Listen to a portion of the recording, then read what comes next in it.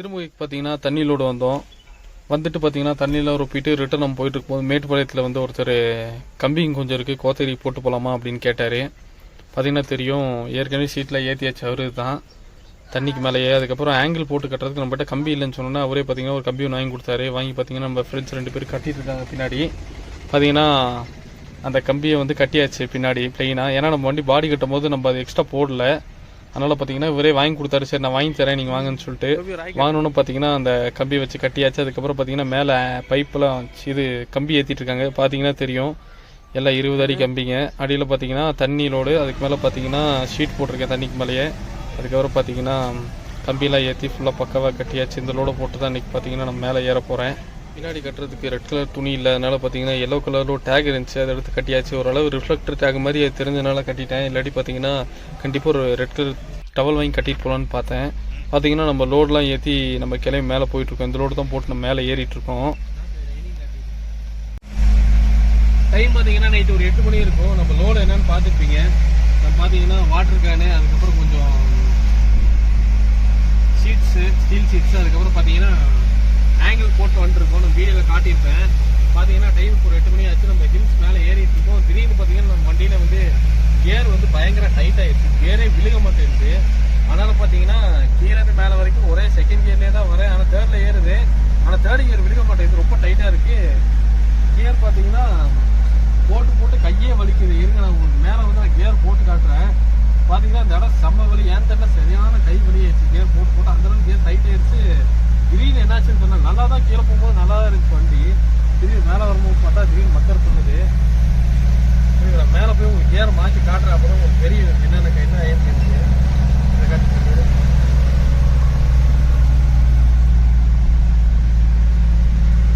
பார்த்தீங்கன்னா நான் தேர்ட் அடிக்கிற பாருங்க, கியர் பாருங்க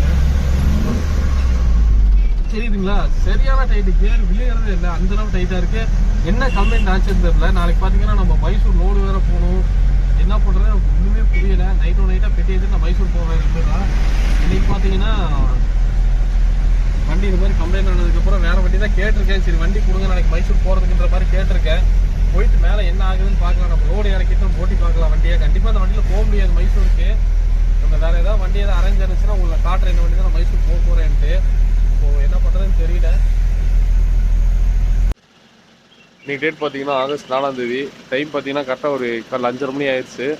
நேற்று நான் சொல்லியிருந்தேன் உங்களுக்கு வண்டி கியர் வந்து செம்ம டைட் ஆகிடுச்சு அப்படின்ட்டு. அதனால் பார்த்தீங்கன்னா மைசூர் லோடுக்கு வந்து ஒரு பிக்கப் பண்ணி கொடுத்தோம் காலைல 5 மணிக்கு.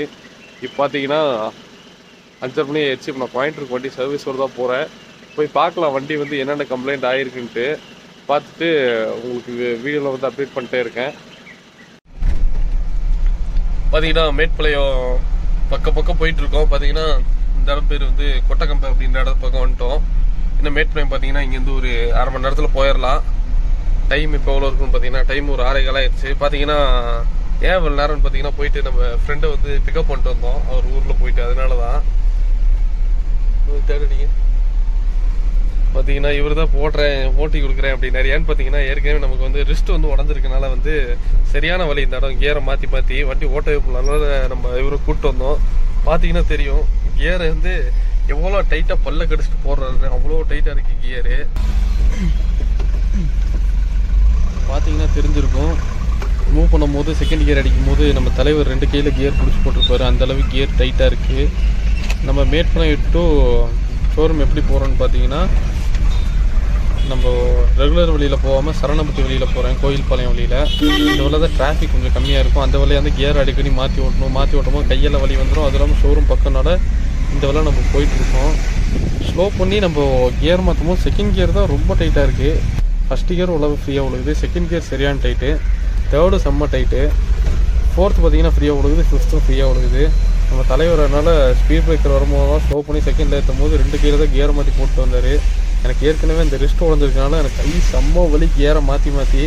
அதனால் நான் கியரே வந்து வண்டியே நான் தொடல, நீங்களே ஓட்டுங்கன்னு நம்ம கோத்தகிலேருந்து ஓட்ட கொடுத்துட்டேன். கோயம்புத்தூர்லாம் பயங்கர மழை அடிக்குது, பார்த்தா உங்களுக்கே தெரியும். சரியான மழை தான்.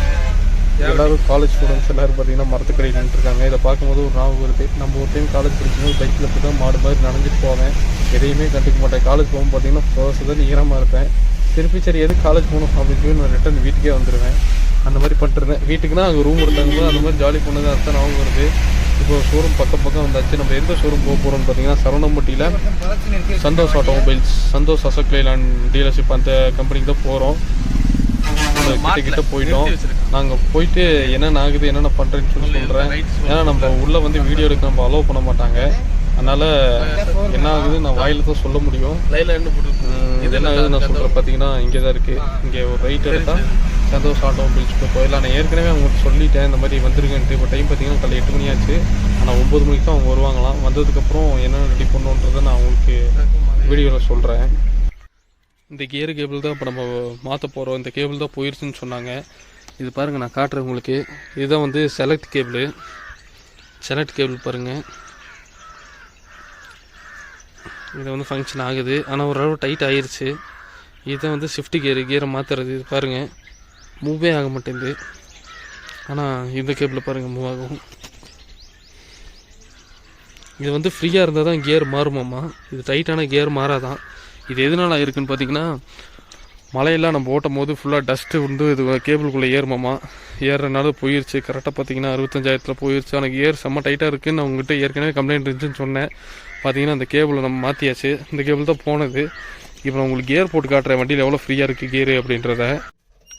ஸ்டார்ட் பண்ணி கியரை போட்டு காட்டுறேன். ஏன்னு பார்த்தீங்கன்னா நிற்கும் போது கியர் போட்டால் ஃப்ரீயாக தான் விழுகும். ஸ்டார்ட் பண்ணி அதனால் போட்டு காட்டுறேன் எப்படி கியர் விழுகுது அப்படின்ட்டு. பார்த்தீங்கன்னா கியர் ஃபஸ்ட்டில் தான் நிற்கிது. நியூட்ரல் பண்ணிக்கலாம். பார்த்தீங்கன்னா ஃபஸ்ட் போடுறேன் பாருங்கள், லூஸாக இருக்குது. செகண்ட் பாருங்கள், தேர்டு, ஃபோர்த்து பாருங்கள், ஃபிஃப்த்து, ரிவர்ஸ், அடுத்த ரிவர்ஸ். பார்த்தோன்னே உங்களுக்கு தெரிஞ்சிருக்கும் என்ன ஸ்மூத்தாக கியர் விழுகுது பாருங்கள். அப்படியே ஒரு விரலில் கியர் மாற்றலாம் போலங்க. பாருங்கள் காட்டுறேன். இந்த கேபிள் போனதுனால தான் வந்து நம்ம வண்டியில் கம்ப்ளைண்ட் ஆகிருக்கு. பார்த்தீங்கன்னா அவ்வளோ ஃப்ரீயாக இருக்குது. கியர் போடுறதுக்கே வண்டியில் செம்மையாக இருக்குது. இவ்வளோ நாள் பாருங்கள் டைட்டோடு வச்சு ஓட்டியிருக்கோம் தெரியாமல். அதனால் உங்கள் வண்டிக்கு இந்த மாதிரி கம்ப்ளைண்ட் இருந்துச்சுன்னா கண்டிப்பாக போய் கேபிளை மாற்றிடுங்க. ஏன்னா கேபிள் மாற்றணும்னு பார்த்தீங்கன்னா உண்மையாகவே செம்ம ஃப்ரீயாகிடுச்சு. வண்டி ஓட்டுறதுக்கும் செம்மையாக இருக்குது. அப்படியே ஏதோ பெரிய பாரம் குறைஞ்ச மாதிரி இருந்துச்சு. அதனால் திருப்பி மேட்டுப்பாளையம் வந்து லோடு போட்டு நம்ம வண்டியில் மேலே வந்துட்டேன். ஏன்னா ரிட்டன் எதுக்கு நம்ம ஊர் வரைக்கும் எம்டியாக போகணும் டீசல் விற்கிற ரேட்டுக்கு அப்படின்னு சொல்லிட்டு மேட்டுப்பாளையம் வரைக்கும் வந்தோம். காய்கறி லோடு இருந்துச்சு. காய்கறி லோடு போட்டு வந்து பார்த்தீங்கன்னா காலைல இப்போ இறக்கிட்டு இருக்கோம். காலைல பார்த்தீங்கன்னா டைம் ஒரு 7 மணி ஆச்சு. லோடு இறக்கிட்டு நமக்கு வீட்டுக்கு போக வேண்டியதான். வேறு வேலையெல்லாம் எதுவுமே இல்லை.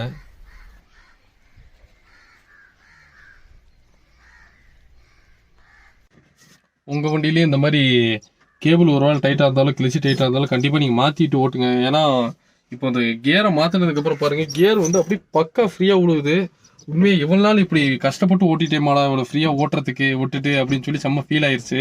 அதனால் உங்கள் வண்டியில் யாராவது வண்டியில் டைட்டாக இருந்துச்சுன்னா கண்டிப்பாக ஷோரூம் விட்டு நீங்கள் மாற்றிடுங்க. உண்மையாக நல்லா வேலை செஞ்சு கொடுத்தாங்க. போனோடனே பார்த்தீங்கன்னா ஒரு 1 மணி நேரத்துலேயே இந்த வேலையை முடிச்சு வண்டியை கையில் கொடுத்துட்டாங்க. அதுக்கப்புறம் நம்ம மேட்டுப்பாளையம் வந்து பார்த்தீங்கன்னா வேறு காய்கறி லோடு போட்டு நம்ம ஊருக்கு போயிட்டேன்.